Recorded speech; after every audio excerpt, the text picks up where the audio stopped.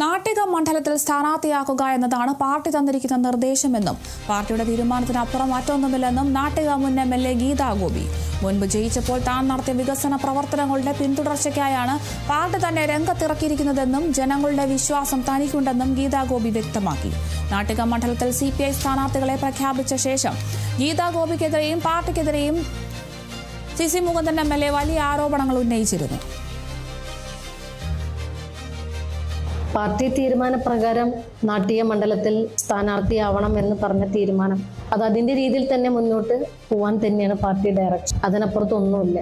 10 വർഷം പാർട്ടി പറഞ്ഞ പോലെ സ്ഥാനാർത്ഥിയായി മത്സരിച്ച് വിജയിച്ചു വന്ന സന്ദർഭത്തിൽ എൻ്റെ ഒരു കാഴ്ചപ്പാടിൽ ഇപ്പം ഇരിക്കുന്ന ഈ മാധ്യമ പ്രവർത്തകർ എല്ലാവർക്കും അറിയാം എന്തായിരുന്നു എങ്ങനെയായിരുന്നു നാട്ടിക എന്നുള്ളത്. ആ ഒരു വികസന കാഴ്ചപ്പാട് മുന്നിൽ കണ്ടുകൊണ്ട് തന്നെയാണ് എൻ്റെ പാർട്ടി 3ാം തവണയും നാട്ടികയിൽ ജനവിധി തേടാൻ നിശ്ചയിച്ചത്. ആ ഒരു തീരുമാനം നിശ്ചയം ഒരിക്കലും ഒരു അസ്ഥാനത്തുമല്ല, വൻ ഭൂരിപക്ഷത്തോടെ നാട്ടിയുടെ വികസനത്തിന് ഒരു പിന്തുടർച്ചയായിട്ട് വരാൻ തന്നെയായിരിക്കും ജനങ്ങൾ എന്നെ ജനവിധി തേടുക. ആ ഒരു വിശ്വാസം തന്നെയാണ് ഇപ്പോഴും ഞാനിരിക്കുന്നത്.